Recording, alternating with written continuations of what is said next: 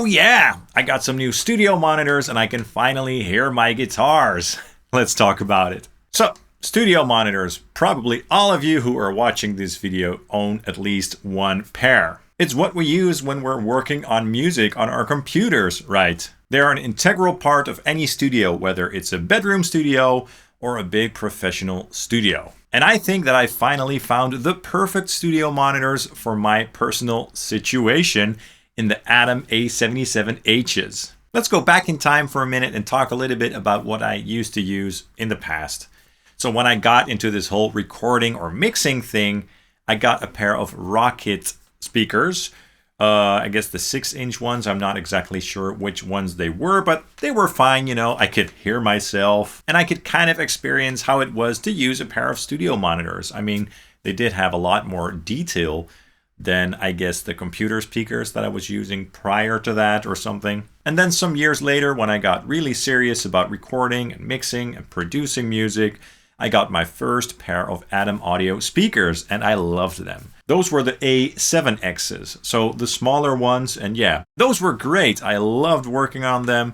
They had a lot more detail in the entire spectrum, and they were obviously a lot more detailed and even sounding than the ones that I was using prior to that. So I used them for some years and really enjoyed it. But there was a point when I started to feel like I was missing some detail in the low end, so the low end. And I wanted to get some speakers that had a bit more low end extension. I didn't want to go to the route of using a subwoofer. No, I wanted a pair of speakers that had a little bit more range in the low end or in the subs. Because that's an important part of the spectrum when you're mixing. That's a part that you want to get right. I mean, all the areas in the frequency spectrum are very important, but a lot of times with smaller monitors or a bad room, that's an area that can get quite tricky. So I upgraded to the A77Xs, and that was probably 5 years ago or so. I'm not sure, but I really enjoyed those a lot. They were a big step up, and I could finally hear more detail in the low end. And they sound very nice when you're playing music on them or when you're working on them. They have a big sound, and I really enjoy that personally. So to me personally, it's not just about being able to hear all the details and to have a flat response. I also want to enjoy myself and enjoy to hear what I'm listening to, if that makes sense. And in my old house, my old room, the response of those speakers was quite flat because of the size of the room, the placement of the monitors, and all the stuff that was in the room. And when we moved to this new house over 3 years ago, I did notice that the room sounded quite different and that I needed to do some tweaking in terms of some treatment and also with room correction for the first time ever with Sonar Works to get the response to be more flat. So I bought Sonar Works with one of those reference mics and made some measurements, and I noticed right away when I loaded up the profile onto my computer that the response was much more flat, and that was just perfect for me. And I used that for a couple of years, so 3 years now. So yeah, Sonar Works and Sound ID reference has been game changing for me personally. It really helps out. And it really helps to make the frequency response more flat, which is awesome. That's just important for me as a studio engineer or content creator because I want to give you guys, music and sounds that are balanced. There was one thing about that setup that gave me trouble, though, and that was the fact that I couldn't use the Sound ID reference profiles for direct monitoring, okay? So when I was playing the guitar, tracking the guitar, or doing reamps through real amplifiers, for example, I could not hear that through the room correction. I could only hear the room correction when I was playing those tracks back, if that makes sense. So that was a little bit annoying, to be honest. And my workflow just wasn't ideal because I would make a tone, tweak it a little bit, and then record it. And then when I played back the recorded signal, it always sounded different. So there was always guesswork involved, and that's definitely not ideal.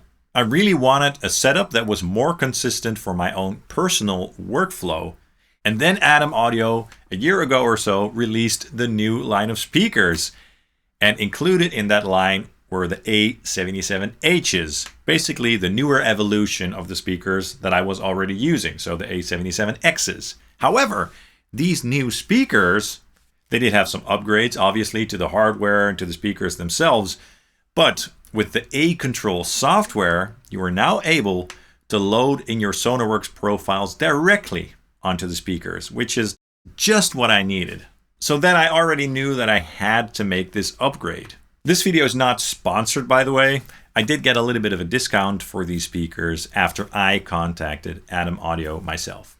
But the A77Hs are pretty big speakers. They are true three-way monitors with two 7-inch woofers, a 3.7 DCH mid-range driver, and the German handmade precision X-Art tweeter. And the frequency range goes from 34 Hz all the way up to 45 kilohertz. Those are all the technical details that I will give you because I'm not very tech savvy when it comes to the hardware of these monitors. But for more details, you can definitely check out the official Adam Audio website, of course. I just need them to sound good and to work for me, which is what they do, so that's awesome. When I took them out of the box, I immediately noticed that they are quite a bit bigger than the A77Xs. They're quite a bit deeper, so they're massive speakers, and I love that, to be honest. And they're probably too big for this room, but I don't care. I love how they sound.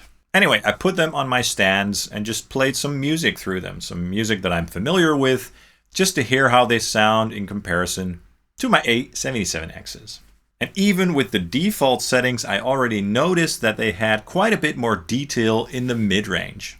There was more definition and clarity in the mid-range, but across the entire spectrum, basically. So that was already great. And then after using them for a couple of days, playing a lot of music through them and stuff like that, I finally proceeded to make my new Sonar Works profile, which is an easy process. It takes about 20 minutes or so. And then loading the profiles onto your speakers is also an easy process using the AControl software. You basically export your profile from Sound ID reference to your computer and then import that into the AControl software and load it into your speakers. Now, one thing that was a bit weird to me is that you have to connect the speakers to your computer through LAN cables with a LAN splitter as well. So that's kind of weird. I would have preferred using USB or Bluetooth, something like that. But it does work, no problem. And they probably do have their reasons for that. Maybe because of the length of the cables for big studios or something like that. And with the Sonar Works profiles loaded in, they sound so awesome and so flat. And it's just so cool that I can now load that onto the speakers themselves. Just wonderful. And it makes such a big difference for my own workflow. And now when I'm playing the guitar, tracking the guitar, or doing reamps, I can finally hear everything in the same context, if you know what I mean. Everything that I'm playing through the speakers now has the room correction on. So it's much more consistent. And just as with the A77Xs, what I just love about the A77Hs is just how low they go into the bass region of the frequency spectrum. You can really hear what's going on there, so there's no guesswork involved, especially with the room correction and stuff like that. Just awesome. But they definitely sound very even across the entire spectrum, and yeah, that's just wonderful.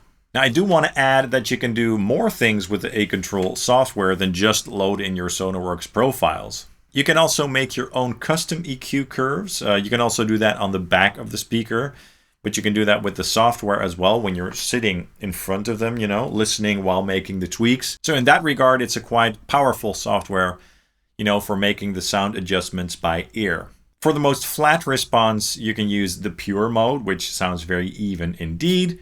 For the more classic and slightly colored Adam Audio sound that my old A77Xs had, you can use the UNR mode, or you can just go in and tweak the sound for yourself, you know, sculpt the low end a little bit, add some low end, remove some low end, tweak the low mids for a desk setup, etc., stuff like that. Or you can just do what I did and make a Sonar Works profile and load them directly onto the speakers and just be done with it, which, yeah, again, I know I'm repeating myself, but I love that, and it works so well for me.